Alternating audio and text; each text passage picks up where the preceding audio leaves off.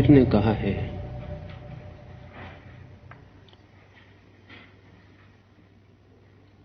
जिसे पाना हो उसे देखना शुरू करना चाहिए, क्योंकि हम उसे ही पा सकते हैं जिसे हम देखने में समर्थ हो जाएं। जिसे हमने देखा नहीं उसे पाने का भी कोई उपाय नहीं। जिसे खोजना हो उसकी भावना करनी प्रारंभ कर देनी चाहिए, क्योंकि इस जगत में हमें वही मिलता है जो मिलने के भी पहले जिसके लिए हम अपने हृदय में जगह बना लेते हैं। अतिथि घर आता हो तो हम इंतजाम कर लेते हैं उसके स्वागत का। अरिहंत को निर्मित करना हो स्वयं में, सिद्ध को पाना हो कभी, किसी क्षण स्वयं भी केवली बन जाना हो, तो उसे देखना, उसकी भावना करनी, उसकी आकांक्षा और अभीप्सा की तरफ चरण उठाने शुरू करने जरूरी है। महावीर से 2500 साल पहले चीन में एक कहावत प्रचलित थी,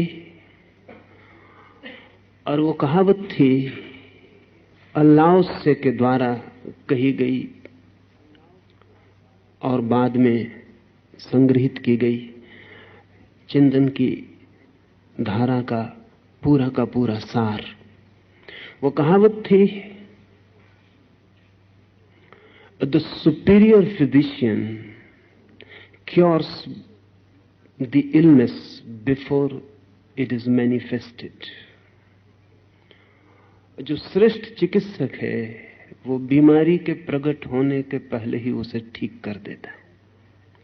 the inferior physician only cares for the illness which he was not able to prevent। और जो साधारण चिकित्सक है वो केवल बीमारी को दूर करने में थोड़ी बहुत सहायता पहुंचाता है जिसे वो रोकने में समर्थ नहीं था। हैरान होंगे जान के आप ये बात कि महावीर से 2500 साल पहले, आज से 5000 साल पहले चीन में चिकित्सक को बीमारी के ठीक करने के लिए कोई पुरस्कार नहीं दिया जाता था। उल्टा ही रिवाज था, या हम समझें कि हम जो कर रहे हैं वो उल्टा है। चिकित्सक को पैसे दिए जाते थे इसलिए कि वो किसी को बीमार ना पड़ने दे, और अगर कभी कोई बीमार पड़ जाता तो चिकित्सक को उल्टे उसे पैसे चुकाने पड़ते थे। तो हर व्यक्ति नियमित अपने चिकित्सक को पैसे देता था ताकि वो बीमार ना पड़े, और बीमार पड़ जाए तो चिकित्सक को उसे ठीक भी करना पड़ता और पैसे भी देने पड़ते। जब तक वो ठीक ना हो जाता तब तक बीमार को फीस मिलती चिकित्सक के द्वारा। ये जो चिकित्सा की पद्धति चीन में थी उसका नाम है एक्यूपंक्चर। इस चिकित्सा की पद्धति को नया वैज्ञानिक समर्थन मिलना शुरू हुआ है। रूस में वे इस पर बड़े प्रयोग कर रहे हैं, और उनकी दृष्टि है कि इस सदी के पूरे होते होते रूस में चिकित्सक को बीमार न पड़ने देने की तनख्वाह देनी शुरू कर दी जाएगी, और जब भी कोई बीमार पड़ेगा तो चिकित्सक जिम्मेवार और अपराधी होगा। एक्यूपंक्चर मानता है कि शरीर में खून ही नहीं बहता, विद्युत ही नहीं बहती, एक और तीसरा प्रवाह है प्राण ऊर्जा का, एलान वाइटल का। वो प्रवाह भी शरीर में बहता है। 700 स्थानों पर शरीर के अलग अलग वो प्रवाह चमड़ी को स्पर्श करता है। इसलिए एक्यूपंक्चर में चमड़ी पर जहां जहां प्रवाह अव्यवस्थित हो गया है वहां सुई चोप कर उस प्रवाह को संतुलित करने की कोशिश की जाती। बीमारी के आने के 6 महीने पहले उस प्रवाह में असंतुलन शुरू हो जाते। ये जान के आपको हैरानी होगी कि नाड़ी की जानकारी भी वस्तुतः खून के प्रवाह की जानकारी नहीं।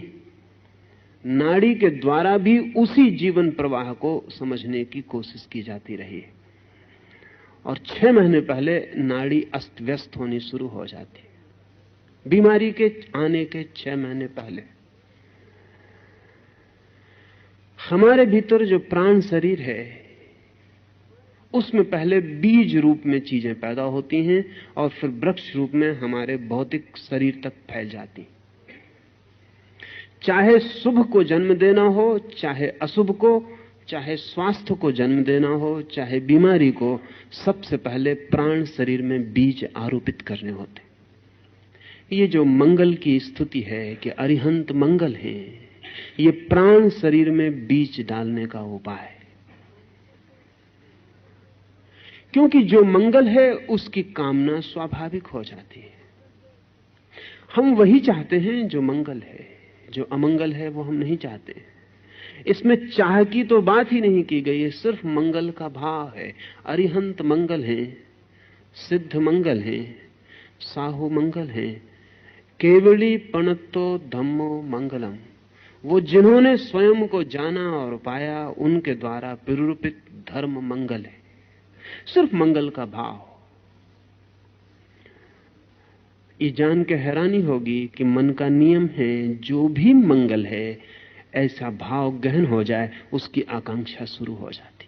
आकांक्षा को पैदा नहीं करना पड़ता, मंगल की धारणा को पैदा करना पड़ता है। आकांक्षा मंगल की धारणा के पीछे छाया की भांति चली आती।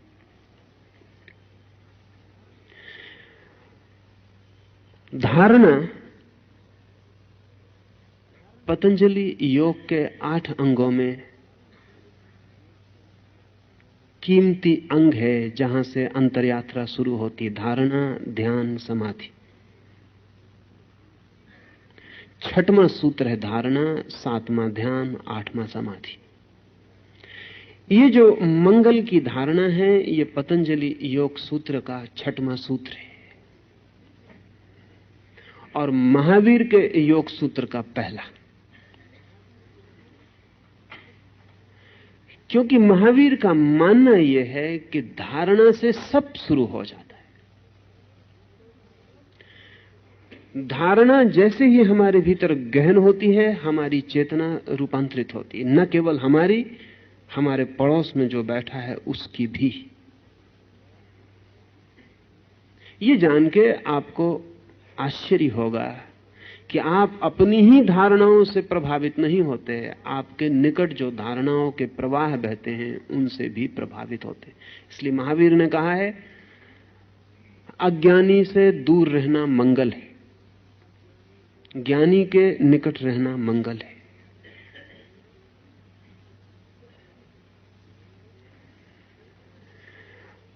चेतना जिसकी रुग्ण है उससे दूर रहना मंगल है, चेतना जिसकी स्वस्थ है उसके निकट सानिध्य में रहना मंगल है। सत्संग का इतना ही अर्थ है कि जहां शुभ धारणाएं हों उस मिल्यू में, उस वातावरण में रहना मंगल है। रूस के एक विचारक जो अकुपंक्चर पर काम कर रहे हैं, डॉक्टर सिरोव,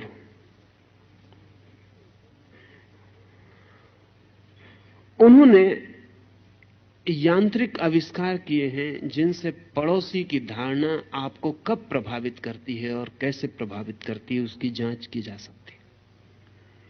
आप पूरे समय पड़ोस की धारणाओं से इंपोज किए जा रहे हैं। आपको पता ही नहीं कि आपको जो क्रोध आया है जरूरी नहीं कि आपका ही हो, वह आपके पड़ोसी का भी हो सकता है। भीड़ में बहुत मौकों पर आपको ख्याल नहीं है, भीड़ में एक आदमी जम्हाई लेता है और 10 आदमी उसी क्षण अलग अलग कोनों में बैठे हुए जम्हाई लेना शुरू कर देते। सरों को कहना है कि वो धारणा एक के मन में जो पैदा हुई उसके वर्तुल आसपास चले गए और दूसरों को भी उसने पकड़ लिया। अब इसके लिए उसने यंत्र निर्मित किए हैं जो बताते हैं कि धारणा आपको कब पकड़ती है और कब आप में प्रवेश कर जाती। अपनी धारणा से तो व्यक्ति का प्राण शरीर प्रभावित होता ही है, दूसरे की धारणा से भी प्रभावित होता है। कुछ घटनाएं इस संबंध में आपको कहूं तो बहुत आसान होगा। 1910 में जर्मनी की एक ट्रेन में एक 15-16 वर्ष का युवक बेंच के नीचे छिपा पड़ा है। उसके पास टिकट नहीं है, वो घर से भाग खड़ा हुआ है, उसके पास पैसा भी नहीं है।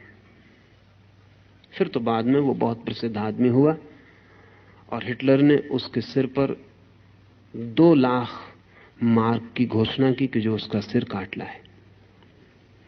वो तो फिर बहुत बड़ा आदमी हुआ और उसके बड़े अद्भुत परिणाम हुए, और स्टालिन और आइंस्टीन और गांधी सब उससे मिलकर आनंदित और प्रभावित हुए। उस आदमी का बाद में नाम हुआ वुल्फ मैसिंग। उस दिन तो उससे कोई नहीं जानता था 1910 में। वुल्फ मैसिंग ने अभी अपनी आत्मकथा लिखी है जो रूस में प्रकाशित हुई है और बड़ा समर्थन मिला है। अपनी आत्मकथा उसने लिखी है अबाउट माई सेल्फ। उसमें उसने लिखा है कि उस दिन मेरी जिंदगी बदल गई। उस ट्रेन में नीचे फर्श पर छिपा हुआ पड़ा था बिना टिकट के कारण। मैसिंग ने लिखा है कि वो शब्द मुझे कभी नहीं भूलते, टिकट चेकर का कमरे में प्रवेश, उसके जूतों की आवाज और मेरी सांस का ठहर जाना और मेरी घबराहट और पसीने का छूट जाना ठंडी सुबह, और फिर उसका मेरे पास आके पूछना, यंग मैन योर टिकट। मैसिंग के पास तो टिकट थी नहीं, लेकिन अचानक पास में पड़ा हुआ एक कागज का टुकड़ा, अखबार की रद्दी का टुकड़ा मैसिंग ने हाथ में उठा लिया, आंख बंद की और संकल्प किया ये टिकट है, और उसे उठा के टिकट चेकर को दे दिया। और मन में उसने सोचा कि हे परमात्मा, उसे टिकट दिखाई पड़ जाए। उसने उस कागज को पंक्चर किया, टिकट वापस लौटाई और कहा कि when you have got the ticket why you are lying under the seat.